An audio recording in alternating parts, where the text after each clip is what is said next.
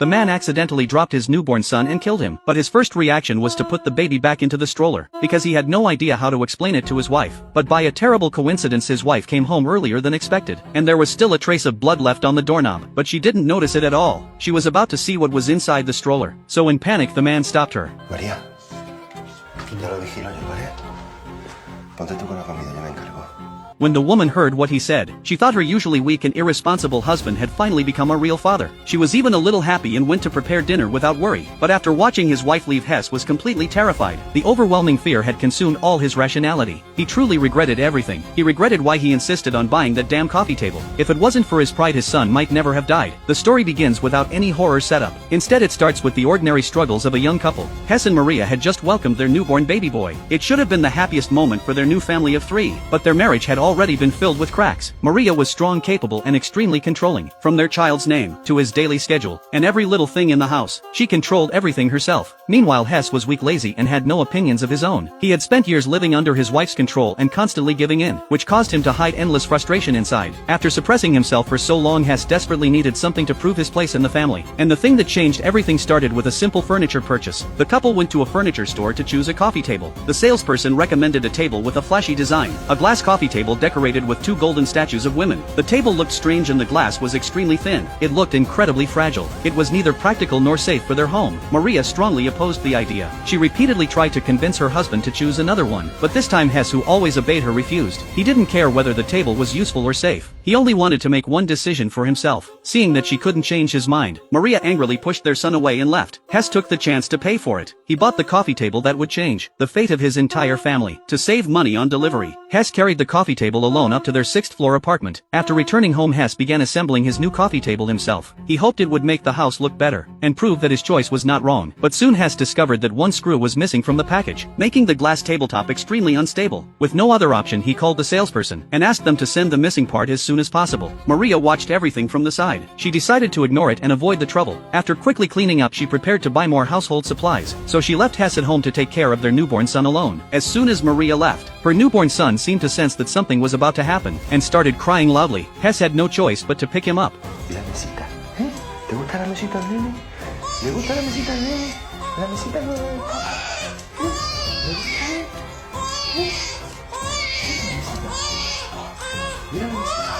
Mira la mesita al nene. ¿Está la mesita al nene? Qué bonita la mesa del nene, ¿eh? ¿Has visto? Then a sudden sound of glass shattering filled the room, and the baby's cries suddenly stopped. Hess originally wanted his son to see his unique choice, so he placed him on the coffee table. But because the table was missing a screw for support, the glass surface could not handle the pressure and suddenly broke. The sharp pieces caused a terrible accident. By the time Hess realized what happened, it was already too late. His newborn son was lost in the accident caused by the coffee table he insisted on buying. Meanwhile, Maria ran into an old friend she had not seen for years at the supermarket. She happily invited her friend to visit their home and meet the baby. She kept praising her husband to her friend, saying Hess was willing to sacrifice his time to take care of their child, so she could finally go out and relax for a while. But what she never expected was that her loving husband was already completely overwhelmed by fear. He just stood there staring at his injured son. At that moment, his wife's call pulled Hess back to reality. He answered the phone. Sí. Jesús, te voy a pasar a alguien que te quiere saludar. ¿Qué pasa, papi chulo? ¡Felicidades! ¿Qué me han dicho que has traído un Cayetanito al mundo, eh? His friend's words felt like a heavy blow to Hess. He picked up his son and placed him on the sofa. As he looked at his son, he suddenly noticed an unpleasant smell. It turned out the baby had been crying because he needed a diaper change. But as a father, Hess knew nothing about taking care of a baby. He kept trying to comfort and play with him, which eventually led to this tragedy. He took out a new diaper and changed it for his son. It was the first time he had ever done this, and also the last time. At the same time, his wife's call came in again. Hess answered without thinking, but because of his fear, before his wife could finish speaking, he quickly hung up. At that moment, only one thought filled his mind. It's over, everything is over. His wife would break down and blame him. Everyone would laugh at him for his stubborn mistake that caused this tragedy. His selfishness and weakness pushed him into making a shocking decision. He decided to hide the truth and cover up what happened. He placed his son back into the stroller. Then he began desperately trying to clean up the scene. But since he rarely did any housework, he did not even know where the cleaning supplies were. After searching everywhere without success, he had no choice but to borrow some from his neighbor. But when the neighbor opened the door and saw Hess covered in blood, he was completely shocked. Uy, ¿y esas manchas? Estoy pintando una habitación de rojo. Es que necesito producto de limpieza. Mañana lo devuelvo. Mejor esta tarde. Esta tarde nos lo devuelves, ya pasaré yo a buscarlo.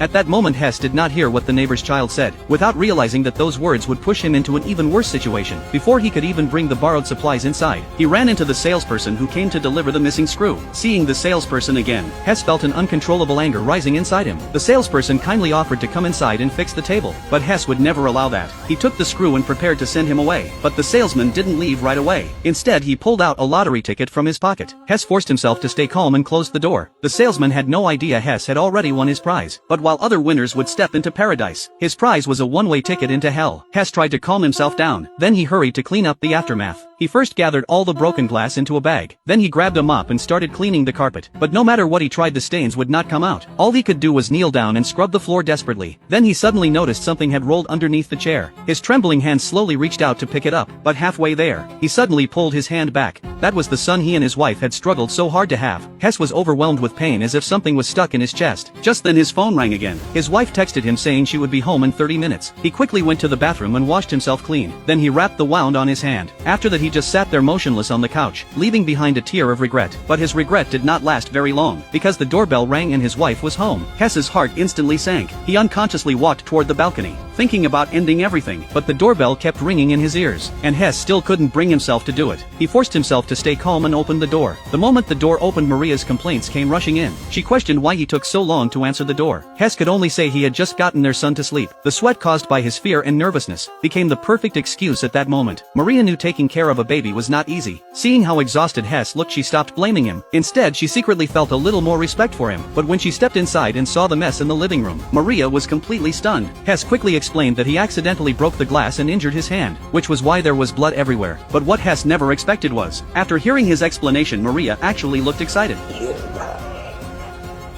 Cristal irrompible, decía el cutre del vendedor. Anda, que qué buena lección has hecho, mi niño, te felicito.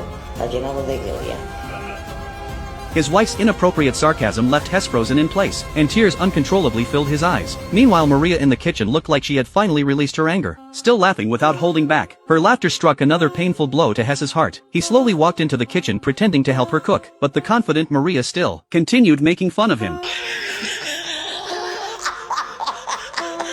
Maria's happiness and Hess's pain created a shocking contrast. Watching her husband stay silent after being mocked, Maria felt even more satisfied. Hess didn't dare say anything and could only keep cutting vegetables. But suddenly his wife took off her apron and prepared to check on their son. Hess instantly snapped out of his suffocating emotions. Hess instinctively tightened his grip on the kitchen knife and followed behind his wife. As his wife was about to see what was inside the baby stroller, Hess quickly stopped her. Seeing the look on Hess's face, his wife thought she had taken her joke too far, so she immediately apologized to him. And seeing that Hess finally showed some responsibility as a husband and father, Maria felt a little happy. She even started imagining a beautiful future for their family. But everything she said only made Hess suffer even more. Was Hess really in pain? The answer was yes. But besides the pain, there was endless panic, anxiety, and fear. He was terrified that his lie would be exposed. He wasn't only afraid that his son's death would break his wife, he was even more afraid of the blame and the guilt he would have to carry. The two of them returned to the kitchen, worried that their son might wake up, and they wouldn't hear him crying from the kitchen. Maria placed the baby monitor nearby, but soon Hess heard something coming through it. A strange dripping sound, almost like drops of water hitting the ground. Feeling something was wrong, Maria immediately wanted to check the room. Hess could only stop her, and went inside himself,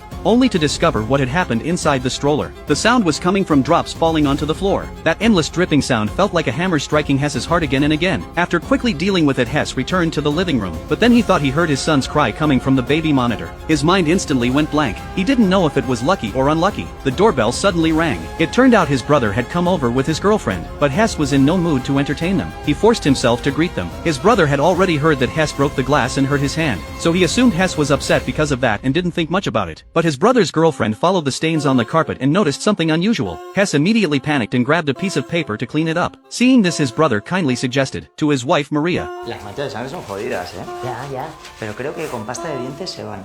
Then his brother suggested going to see his nephew. Hess quickly made an excuse saying he had just managed to get the baby to sleep. Seeing Hess acting this way, his brother's girlfriend quickly tried to ease the situation, and took out the gift she prepared for the baby. Looking at the cute little outfit, Maria couldn't wait to see her son wearing it. Venga, va, vamos a ponérselo que quiero verlo. He dicho que no se puede, que está durmiendo, coño. Tío, tranquilo. Hess's anxiety made him lose control of his emotions. His brother quickly noticed something was wrong, and kept asking Hess what happened, but Hess still refused to tell the truth. Seeing this, Maria decided to ignore him. She walked toward the baby's room with her brother's girlfriend. His brother had already realized something serious had happened, but since Hess didn't want to talk, he turned around and followed them. Hess nervously squeezed the gift his brother brought and followed behind, but when they reached the baby's room, everyone was still afraid of waking the sleeping child. They didn't go straight to the crib. Instead, they looked around the room first. This gave Hess, who had already accepted his fate, a moment of relief. Under Hess's nervous gaze, the three of them only looked around the room before sitting down at the table. At the dinner table, Maria kept telling her brother's girlfriend how wonderful it was to become a mother. Listening to his wife's words, Hess became even more uneasy. Compared to his wife's love for their son, his own love seemed so insignificant. Hess could only keep drinking beside them and eat to hide his anxiety and fear. But when he saw the fried chicken covered in ketchup, he suddenly thought of his son's head under the chair. The unbearable pressure made him start hallucinating. Luckily, his brother pulled out an ultrasound photo and snapped Hess back to reality. He announced to everyone that he was about to become a father too. Maria was instantly filled with joy, but Hess couldn't feel happy at all. After holding it in for a long time, he finally said one sentence. Que haya dejado embarazada a una pobre chavala de 18 años me importa una mierda la vida nunca. Trata de tocar las historias y lo sabes. Te vas a complicar un poquito más la asistencia y le vas a joder la vida a ella. Y si tío así por la mesita. Comprar esa mesita ha sido el mayor error que he cometido en mi vida. Voy al baño. A broken Hess hid in the bathroom and recorded what he thought would be his final words. He finally couldn't hold it together anymore, and slowly revealed the entire truth. His recording was heard clearly by his brother, who followed him out of concern. The truth was completely exposed. There was no way to hide the lie anymore. Hess took his brother to see what was inside the crib. His brother said this could never be kept secret. At this point, they could only figure out how to tell Maria, and minimize the damage it would cause her. While the brothers were discussing what to do, the doorbell rang again. The neighbor's little girl came with her puppy to get back the cleaning supplies Hess borrowed. Hess had completely forgotten about returning them. His mind was only focused on how to explain everything to his wife. Seeing Hess stay silent, the girl angrily put down her puppy and refused to leave. She just stood there watching Hess, but the puppy suddenly followed the stains on the floor and ran toward the chair. When it saw what was underneath the chair, it started barking wildly. The two brothers instantly became terrified and covered in sweat. Only Maria was still completely confused. When the girl went to pick up her puppy, she also noticed what was under the chair. His brother quickly stepped forward, pushed the girl away and picked it up, not letting Maria see it immediately. But seeing the puppy covered in blood, Maria finally realized something was wrong. ¿Y qué escondes ahí, Carlos?